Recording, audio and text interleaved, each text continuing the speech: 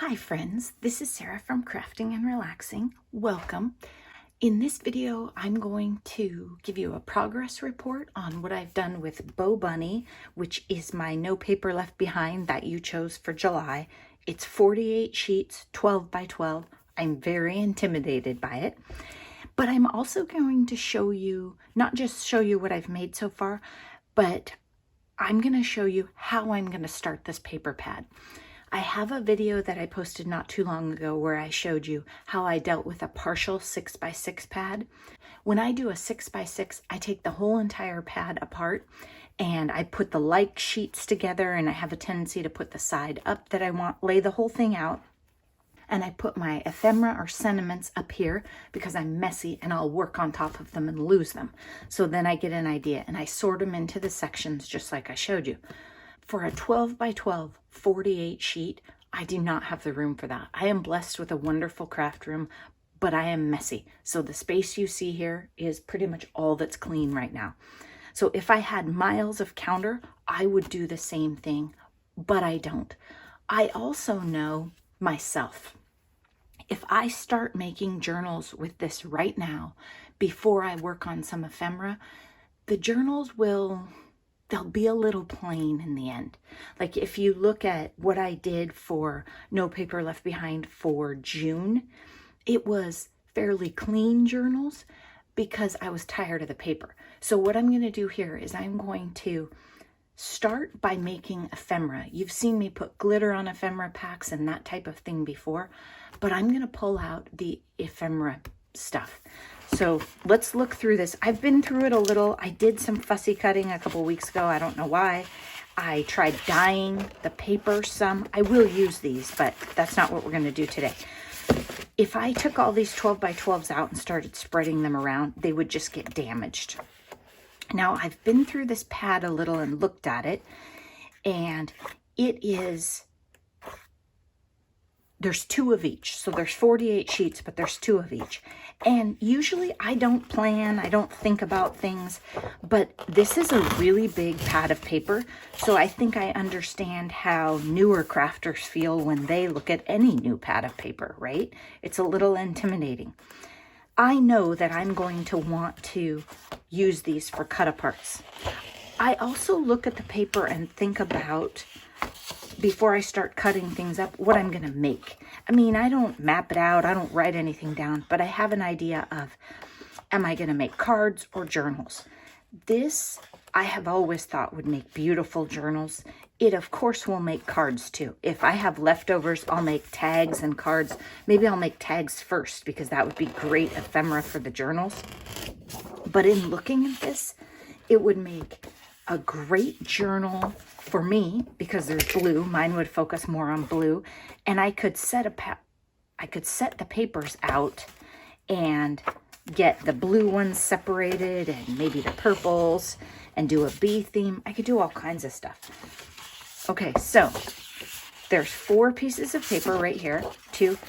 These are essentially the cut aparts and sentiments that come with this paper.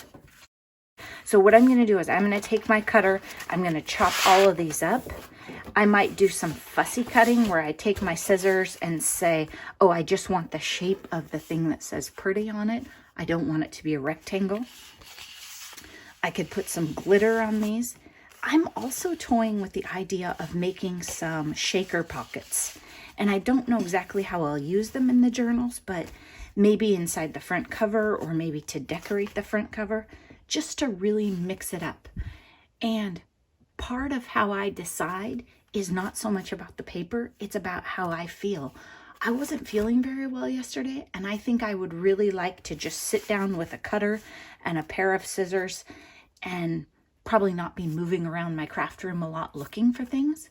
So that could also be how you decide. Some days you just feel like sitting down and fussy cutting.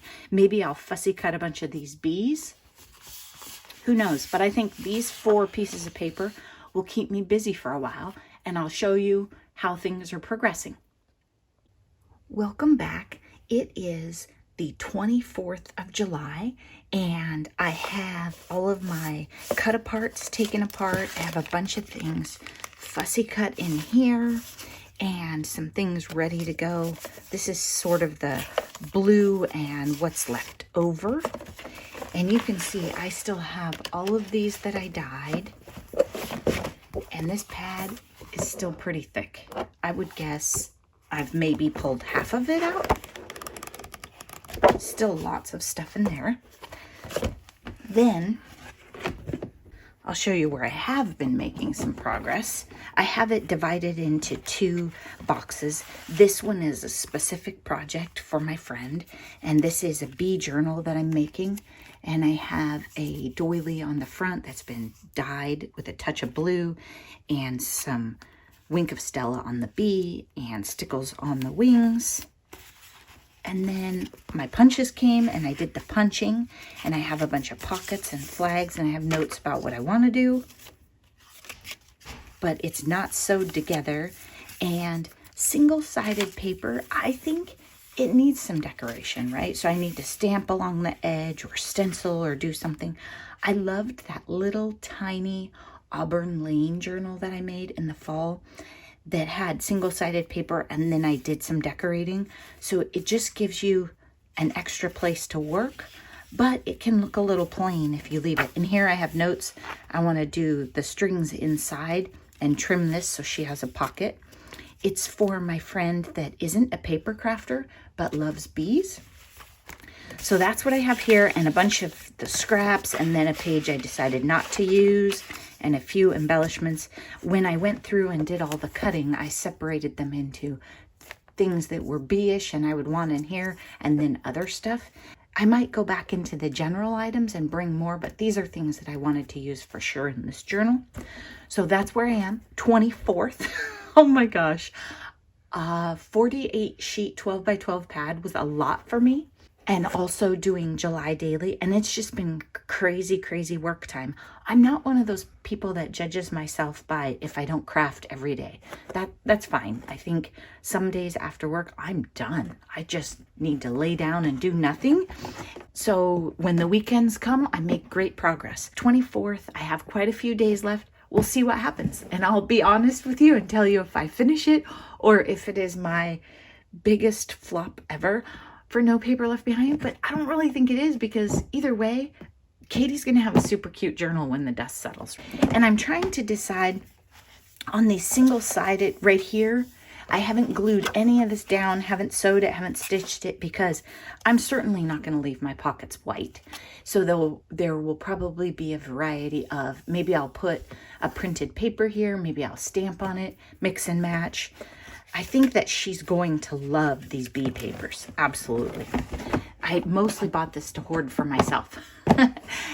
I hope you're having a great weekend. I'll be back tomorrow with updates where I tell you what's going on all of my crazy projects, not just this one.